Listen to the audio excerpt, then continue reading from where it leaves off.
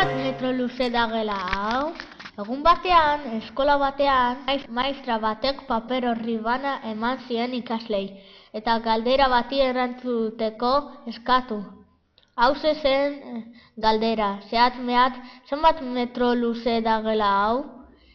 Ikasleak harritu egin ziren, halako galdera bi txikik irakurrita, baina denak kalkuluak egiten hasi ziren. Maistrak handik 10 minutura paperrak bildu eta haiek irakurtzen hasi zen. Ikasle gehienek 6 metrotik 8ra bitarteko zifra idatzia zuten.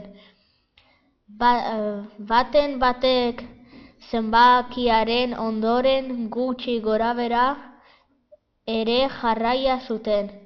Tira, esan zuen maistrak, zuetako inork ere ez dio zuzen erantzun galderari, naiz eta egia esan denek egin zenezaketen ongi.